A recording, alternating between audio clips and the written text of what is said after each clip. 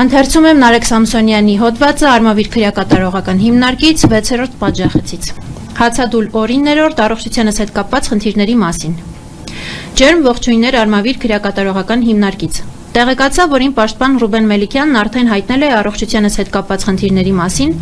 եւ ցանկանում եմ մի քիչ մանրամասնել իրավիճակը։ Նախ մինչև մեզ այս ազատությունից ապօրինի զրկելը նախորդ տարվա դեկտեմբեր ամսին ես պլանային վիրահատություն ունեի, որը պլանավորվել էր դեռևս սեպտեմբեր-հոկտեմբեր ամիսներին։ Քանի որ ռեժիմն ինձ հետույք բարի համար կալանավորեց, վիրահատությունը տեղի չունեցավ։ Իսկ բանտային պայմաններն էլ ավելի վատթարացրեցին իրավիճակը եւ մենք ստիպված եղանք դիմել ինձ բուժող բժշկին Արմավիր քրեակատարողական հիմնարկ այց կատարելու համար։ Տվյալ դիմումը գրել էինք հունվարի 5-ին եւ ապօրինի կալանքի երկարացումից հետո հայտարարածս հացադուլի 7-րդ օրը բժիշկը հնարավորություն ունեցավ այցելելու եւ զննելու ինձ։ Այսինքն դիմումը մուտքագրելուց 10 օր անց միայն բժիշկին հնարավորություն տվեցին այցելել ինձ։ Հիմա, երբ բժիշկը ցուցել է շտապ վիրահատական միջամտություն, նույն ծառայությունն անհասկանալի պահանջներ է առաջ քաշում եւ ասում, որ տվյալ ցուցումը հնարավոր է իրականացնել նվազագույնը 10 օրում։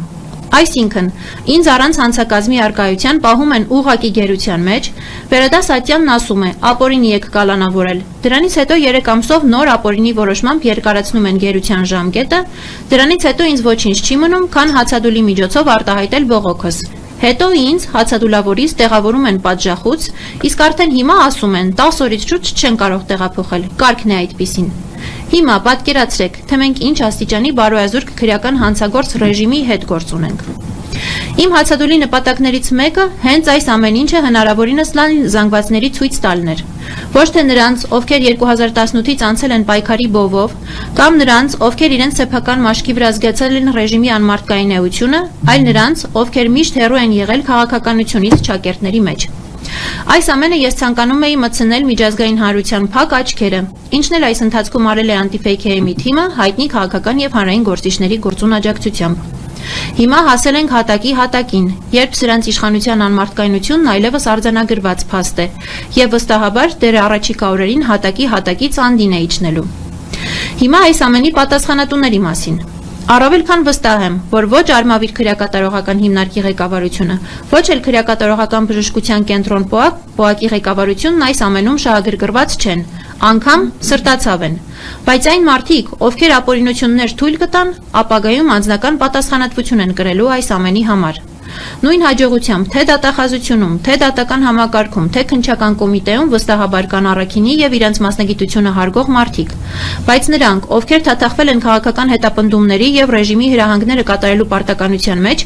ապագայում աներկբայորեն պատժժվելու են դրա համար։ Ես այս ամեն ինչին շարունակում եմ քնծիծաղով նայել եւ անկեղծ ասած վստահ եմ, որ առջևում դեռ նոր անակնկալներ են լինելու։ Ես այդ անակնկալներին սպասում եմ, քանի որ գնալով ավելանում է այս ամենի անհատական պատասխանատուների ցուցակը։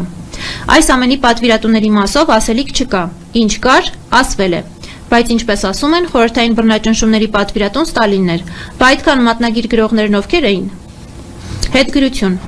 Հացադուլի 9-րդ օրն ինձ որևէ պետական մարմնի ներկայացուցիչ չի այցելել։ ՄԻՊ-ը չի այցելել, չնայած նրան, որ ես չեմ էլ սպասում իրենց, բայց գոնե ՄԻՊ-ի պարագայում դա պարտականություն էր։ Լավ մնացեք եւ ազատություն բոլոր քաղբանտարկյալներին։ Վճռականություն, անձնազոհություն, հաղթանակ։ Հացադուլավոր քաղբանտարկյալ Նարեկ Սամսոնյան, հացադուլի 9-րդ օր, ապօրինի կալանքի 65-րդ օր, Արմավիր ՔԿՀ, թիվ 6 պատժախոց, 17/01/2026 թվական։